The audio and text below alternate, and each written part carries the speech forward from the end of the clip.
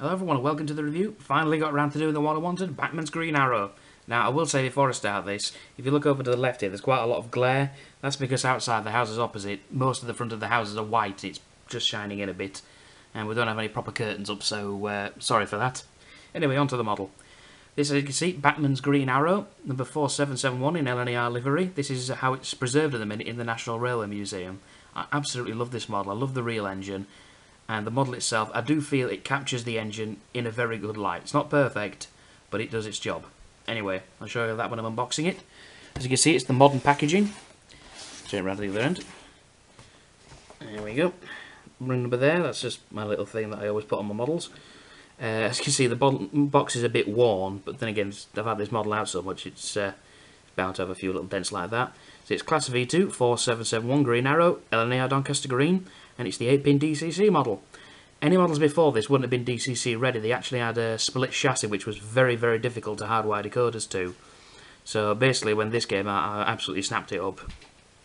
Anyway, on the back of the box, as always, Bachmann's information on the V2s. They were built between 1936 and 1944 and were designed by Nigel Gresley.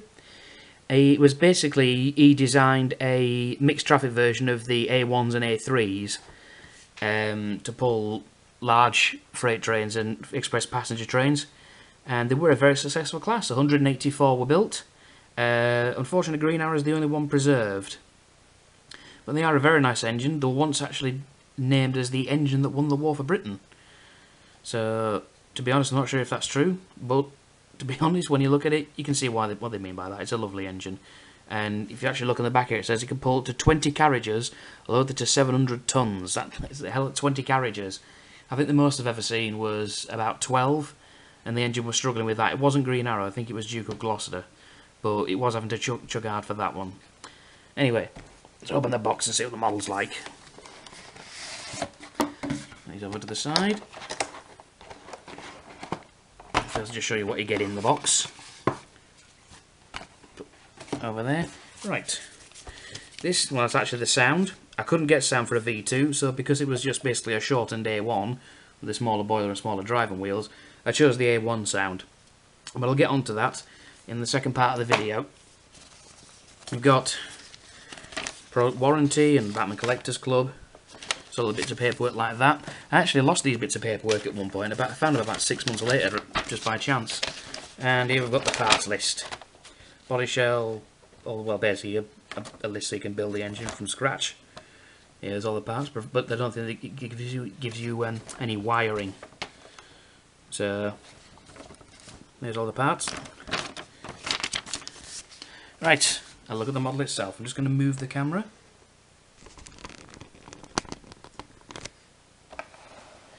There you go. We're going to give it a glare there. That's better.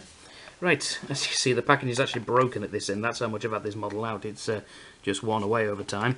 But it does actually make it easier to get the model out because of the detail actually stuck on the front end. Yeah, that's the end come out. That's the end that's supposed to come off.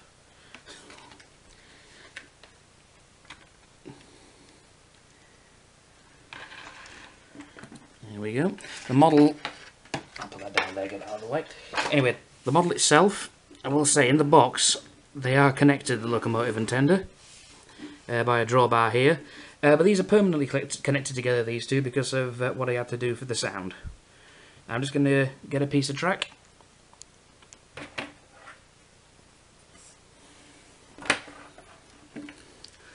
There we go. It'll be a bit difficult to put this one on because the rear pony truck is Bachmann's one with the spring in the middle. Hang on a second.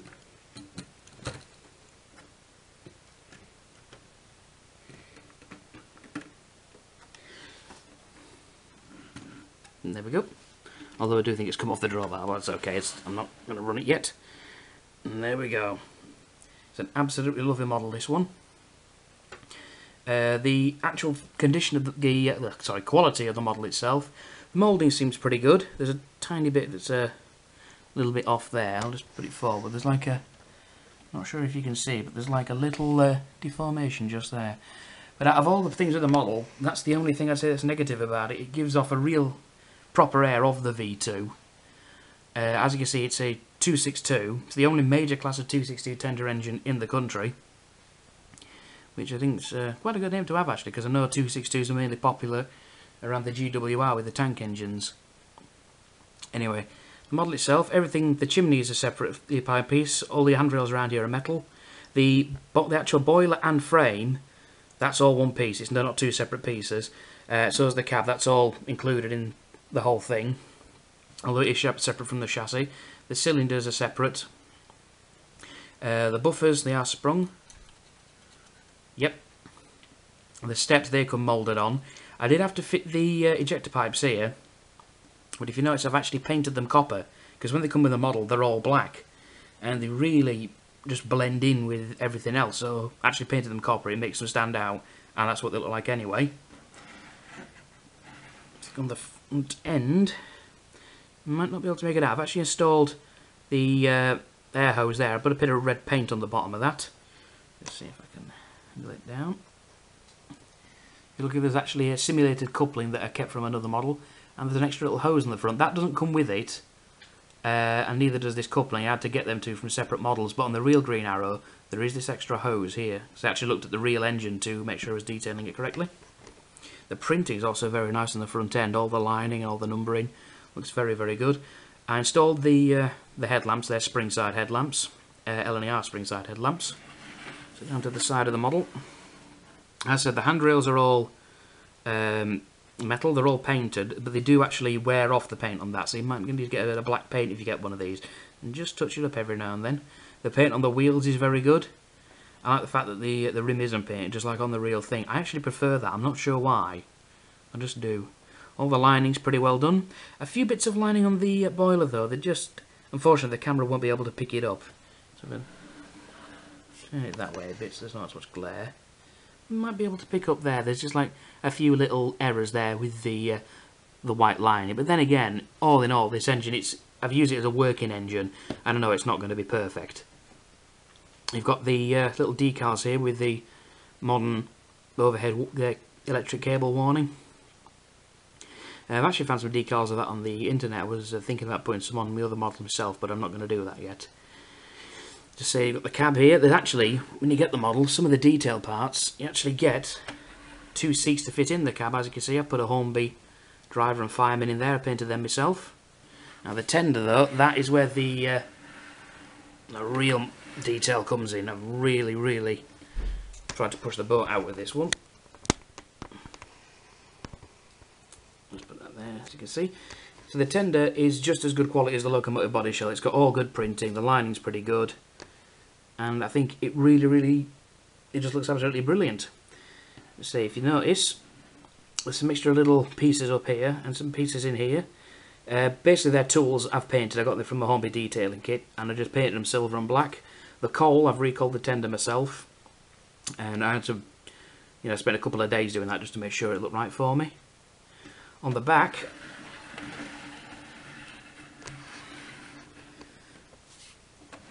get it central. As you can see, there's another hose here. I painted that red, and this has only got a coupling on the rear. This one, it does actually have a socket at the front, but I don't usually use front couplings on larger engines. On tank engines, I probably would use both.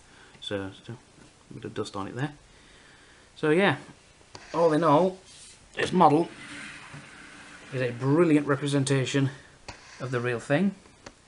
Green Arrow's not actually in use at the minute. So I'll just tilt the camera up and move it back a little bit so you get a better view. Sorry about moving the camera so much, but the glare outside is really bad.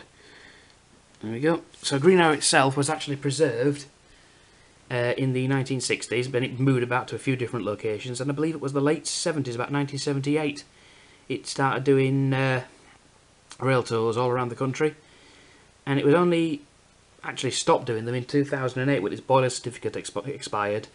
But also, Green Arrow is a 3-cylinder engine. The central cylinder inside here, that actually blew up on one of its runs from Scarborough. And I think it was that year, all 3 steam engines failed and they had to get a Class 45 to pull the special. Since then, they've actually halved the amount of excursions they do to Scarborough from the National Railway Museum. So it's a shame not to see this engine in use, because it's an absolutely beautiful engine. Anyway, I'm going to set it up to some power, so you're going to see it running. Okay, I've hooked it up to some live track. I'm going to show you some slow running characteristics of it. I will be showing it running in my sound video of it, but just for now I'm actually going to keep the sound off. The reason I do sound separate is with the models that aren't fitted with sound. I know some people don't run them with sound, so I do it as a separate video in case you're not bothered about the sound. But I do like to put sound in all mine because I just think it adds a massive, massive edge to them. Anyway, it's fitted with a house sound decoder just like Kestrel, and for some reason only wants to run at 14 speed steps. It doesn't like running at 3 or 7. 1 and 2 are the same as 3 and 4 and 5 and 6, just like I said with Kestrel.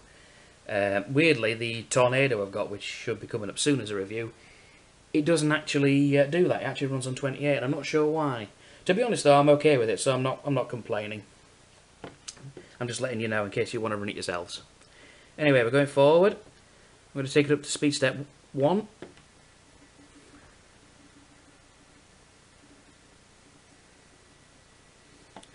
And move the camera forward, just steadily moving. Motor is a little bit noisy on this engine, but it's not too bad. I know it stopped for some reason. Yeah, here we go. Yeah, what it is with this model, the pickups are only on these 3 axles. There's no other pickups on it, so if it goes over a dirty section of track, it can have problems. Okay, speed step 2. That's really nice and smooth, that. And slow it down. Run it in reverse at speed step 2. Excuse me. Running itself, the engine is very, very smooth. Move the camera back with it. And stop. I'll try once more forward. I'll see you to get up to speed step 4 this time. If that's 4 of 14, not 28.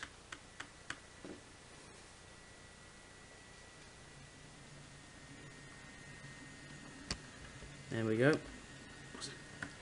There now. Oh! Yeah, just coming off the track. Yeah, it's not the first time it's happened. And there we go.